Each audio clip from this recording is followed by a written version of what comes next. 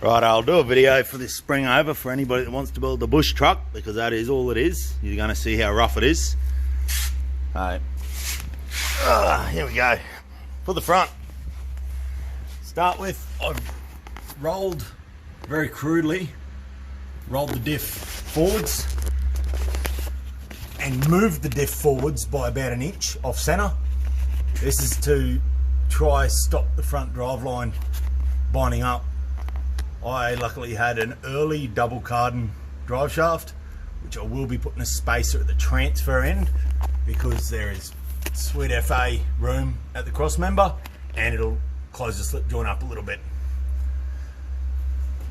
To do the, also, you got to remember to do this so that your U-bolts don't slide off.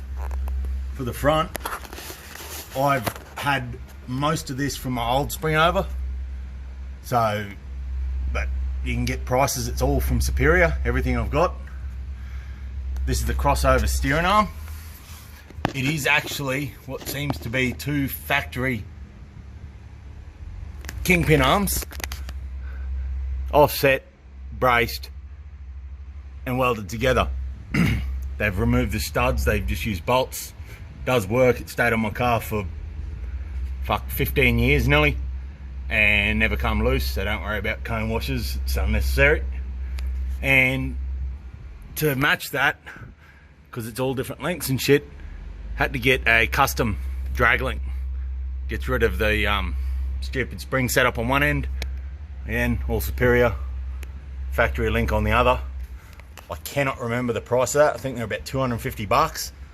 The crossover arm was about 180 odd from memory, but I cannot find it on Superior anymore. Yeah, the front, due to the weight, I didn't bother separating the springs and removing any, because as you can see they're flat as fuck from all this weight that we've got up front.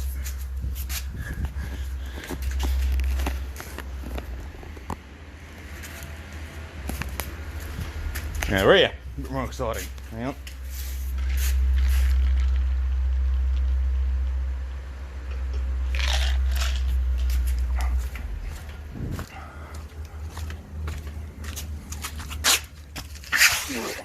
Righto. Now the rear, I've actually moved the diff forwards and rolled it backwards to make the drive-line angle. I did go a little bit far, but make the drive-line angle better. I went way too far, by the way. And I softened these springs up considerably. And it's perfect as far as I'm concerned. Handbrake cable needs to be moved and routed through the anti-axle wrap bar. It's the only place I've got it that it's got some slack. And this drive shaft is spun around because there is no retaining plate for the grease behind here, so I didn't want it filling up, being up top high and fucking the slip joint, sorry, in no time flat. And it's the anti-axle wrap bar. For you Boilermaker experts, it didn't break. I did do burnouts and my welds are not pretty, but they fucking work.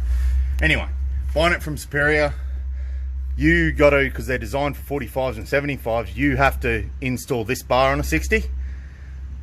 They send you that, they send you that, and they send you, I think, the shackle, I can't remember, but it's at least that has just shackle bushes in it. That, and you got to fit that, or have it yourself, sorry, and they send you the two plates that weld to the diff with the holes already in them. Then you have to measure, because this is all can vary, you have to measure point to point, and send the measurements back to them, and then they build this with the adjustable heims in it and send it to you, and it bolts pretty well straight in. I had the bar still from my old SOA setup, so for me I actually had to buy the other bits off them and then try make it fit the original bar. Wasn't ideal, but it worked. And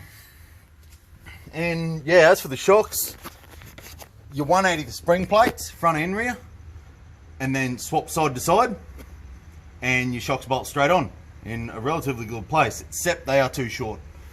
I'm toying with the idea. I'm going to take the shocks off and go flex it up once I get spaces for the wheels, so it's got more leverage, and see whether I can fit shorter shocks that are going to let me get full up travel and still a decent amount of down travel, or I'm going to have to weld shock mounts onto the diff. Front and rear is the same, they're both too short, both fuck around.